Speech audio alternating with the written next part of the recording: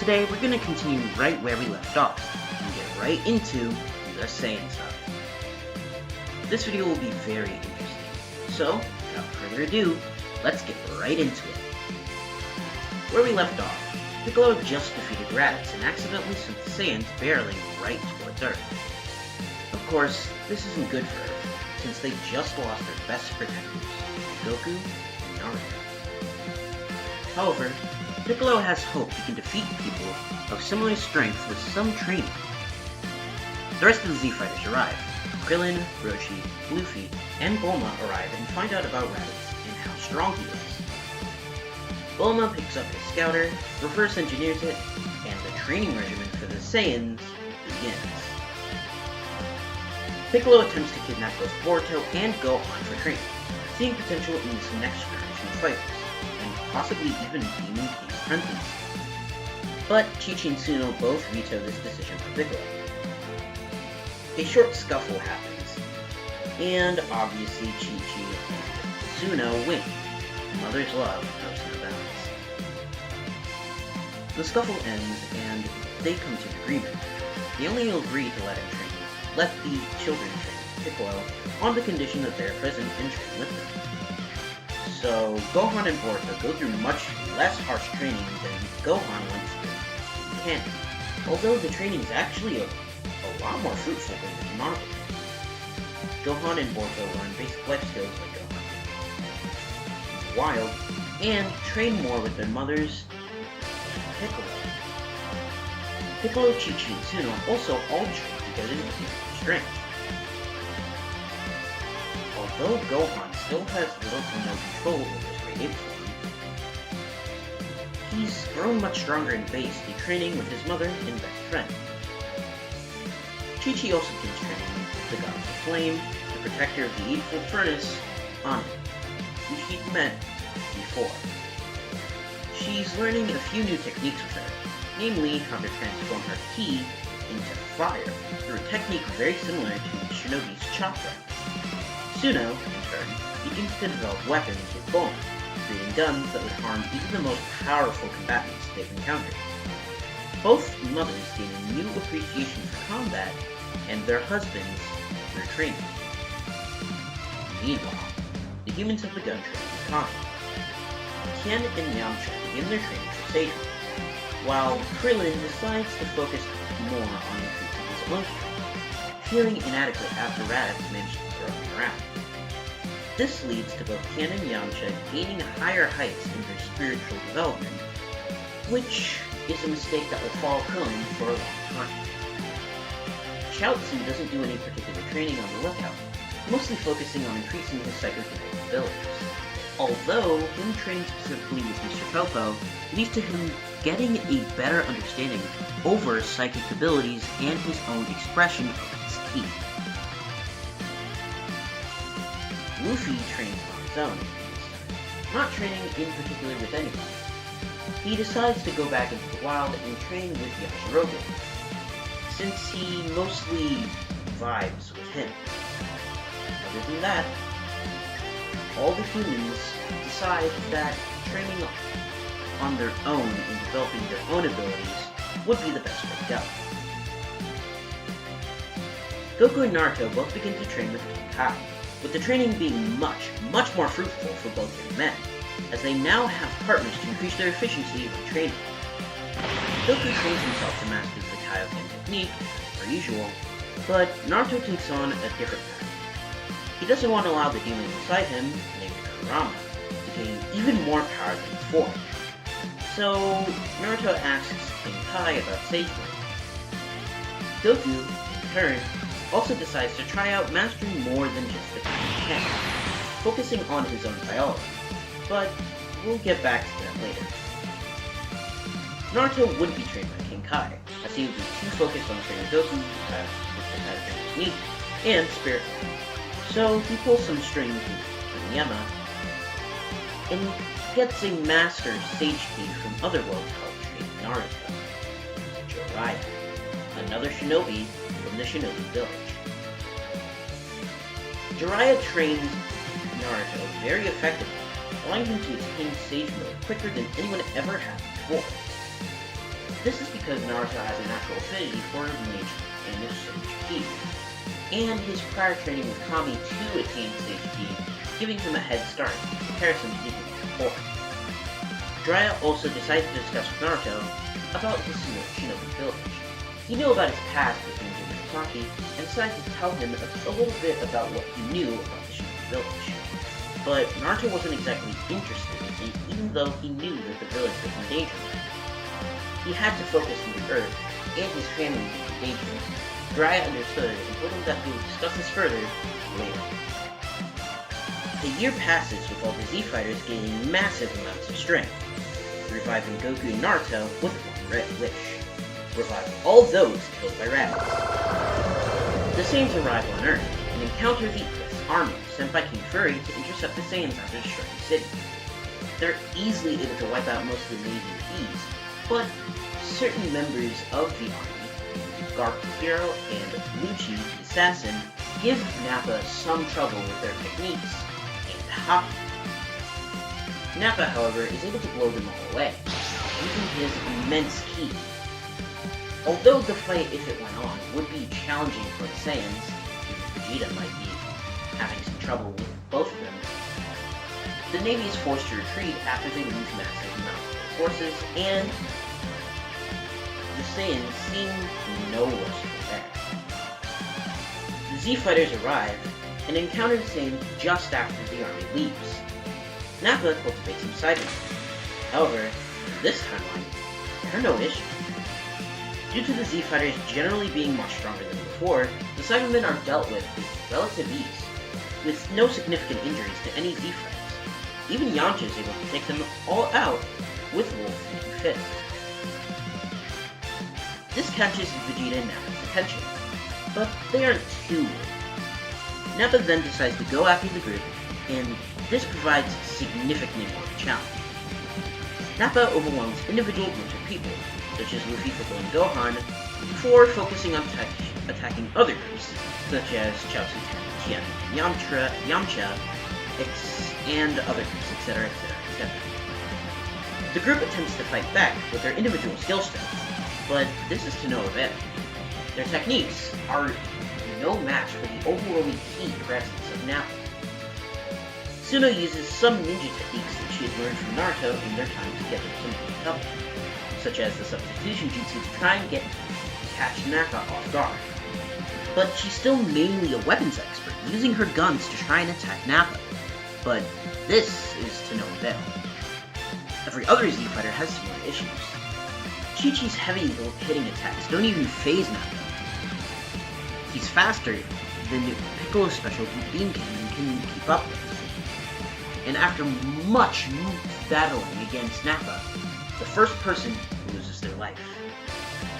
Chaozu decides to use a self-destruct attack on Nappa, knowing that his psychokinetic attacks aren't enough to damage him.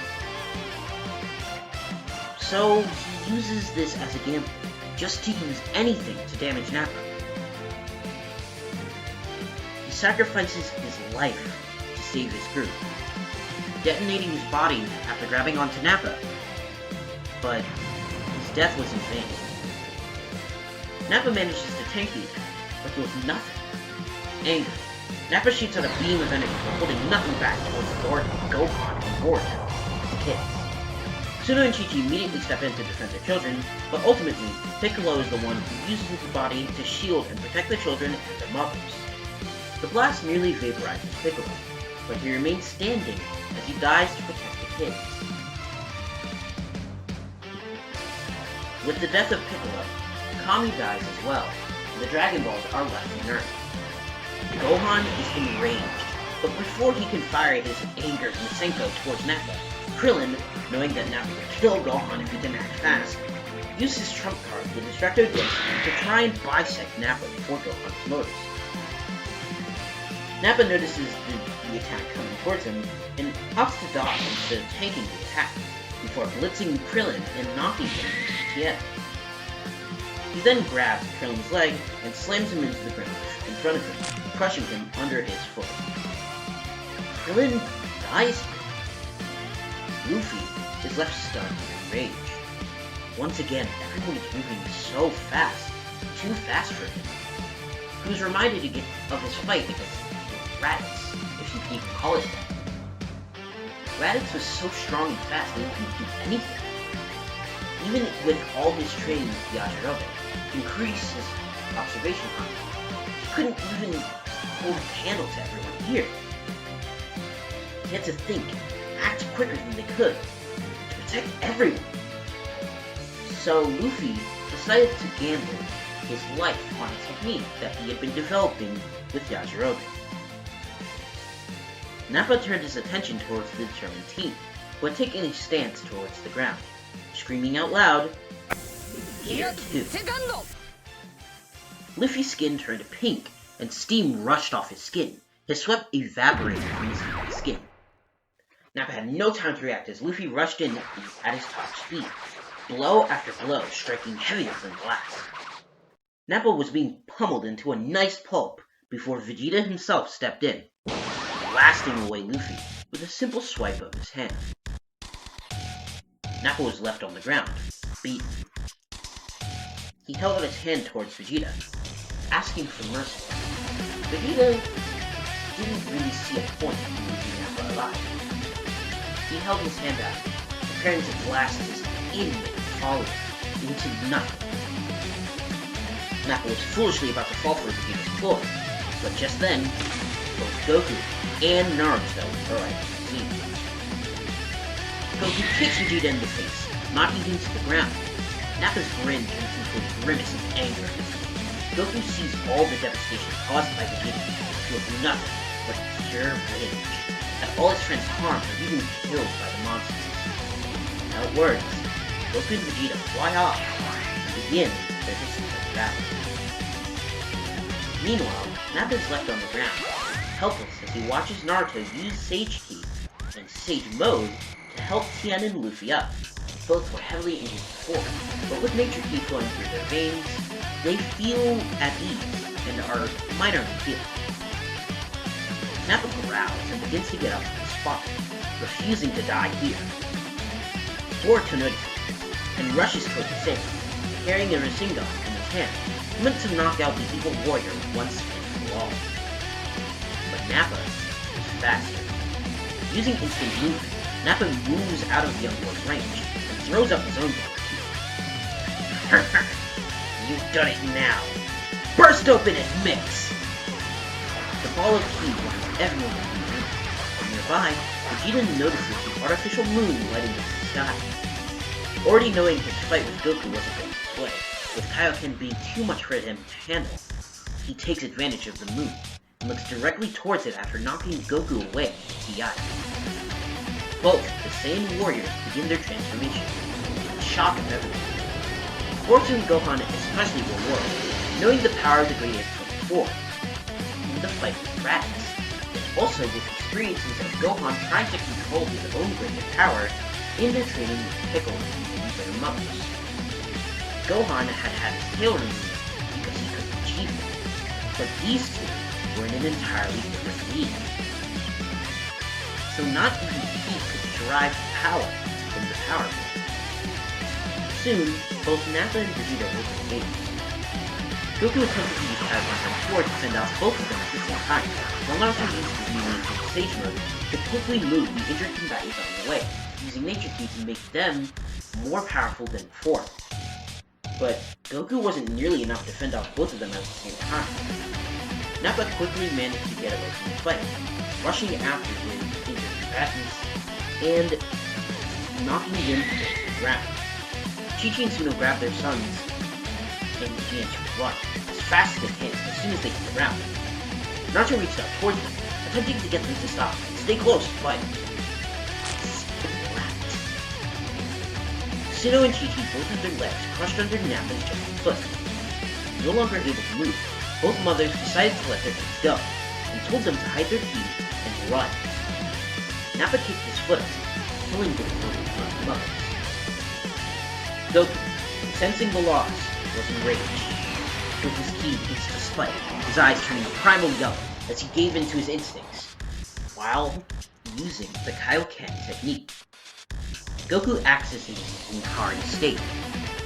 His mind is pulled apart at the seams his instincts rushing through his mind, being amplified by the Kaioken's heat. But he's not the only fighter struggling with loss. Naruto's focus is broken, sensing the loss of his wife and child in danger. He's frozen in place, struggling to hold in his anger. The demon within his spirit is fighting with him for control. Naruto struggles. Inside his mind, Kurama is breaking through. As he struggles, Luffy steps up to the plate, using Gear 2 to try and fight against the gigantic thief who had just killed the mothers. However, it's not enough. Luffy is on the back foot. He's struggling to develop something, anything, to combat this giant ape. But then, it hits him. Nappa winds up a punch and attempts to crush Luffy into the ground, but he's met with a giant fist in response, one that matches him in size. Luffy has invented Gear 3, and using it in tandem with Gear 2 to knock Nappa down and rip his tail off. Nappa defeated. Luffy can't use Gear 2 and Gear 3 at the same time yet, but using them by switching between the two was enough to muster enough power to defeat Nappa. However, soon after he defeats Nappa, a scream, pure anger, is heard. Naruto has lost his internal battle against the Demon Fox, and is losing control quickly. He screams for his friends and family to run, and loses control.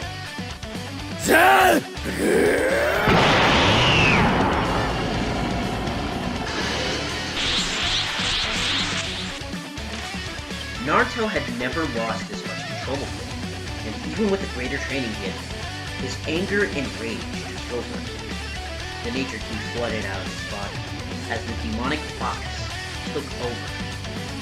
He had attained the fourth quote. Quicker than either Goku or Luffy could see, Naruto stomped his foot onto the ground and crushed Nappa's skull, killing him instantly. Everyone stood there shocked as Naruto began to rampage, attacking all living combatants indiscriminately. In the chaos, Tien is able to knock down Vegeta with the Trident Cannon, and as he attempts to get out, Naruto knocks him over and over again with a blast directly to his face. In this motion, Yajirobe manages to cut off Vegeta's tail, shrinking him down. Using the chaotic battleground to his advantage, Vegeta manages to escape, seemingly unnoticed. Although Goku notices him, he's seen the power of the humans, and even Kakarot, and Bao goes past him and kills him for humiliation being on Earth. He takes a particular notice in Goku, Naruto, and Luffy, the three who have dealt the most damage to him and Nappa. The Z-Fighters continue to try and take down Naruto, but in his new enraged Four Tails cloak, no one is strong enough to actually overpower him. Boruto stands frozen in fear of the monster his father has become. His mother had just died. Everyone had been engaged in a battle that they had been hopeless to win, and now his father was going on a rampage. He had no idea what to do. But Gohan places a hand on his shoulder. Even though your dad looks scared, try sensing his heat. He's still in there. You can help him. Go! Boruto knew Gohan was right. He steeled his nerves. He was the only one who could save his dad now. He rushed into the fight against the wishes of Yamcha, who was tasked with protecting the boy from the rampaging demon. Boruto jumped and flew towards his dad at high speed. Naruto noticed and prepared to shoot a laser through the boy, until his son hugged him. Naruto's rage, his anger, was quelled by the tender wind. The transformation melted away, and his grief took over. He hugged his son, the last remaining member of his family. Every fighter on the field was knocked out, exhausted after the battle. Homa arrived soon after, gathering not only the injured from the battlefield, but also preserving the corpses of the deceased. They were all taken to the hospital as they were left, and everyone's pretty somber. Without the Dragon Balls, they have no idea what to do. They have no hope. Until Yamcha comes up with an idea. Piccolo was in Namekian, right? So maybe we can head to his home planet. They all decide to head to Nana. I think that's a good place to stop for now. How did you guys like this video? Next part is going to be extremely interesting, so stay tuned for that. Thank you guys so much for watching this video. Please be sure to like, share, and subscribe. If you enjoy my content, please be sure to check out the Discord server, where you can post suggestions for whatever, share art that may be featured at the end of videos like this one, or even talk to me. I have a new Discord server set up, so please be sure to check the link in the description for the link to the new Discord. This has been a long video, so I hope you all enjoyed.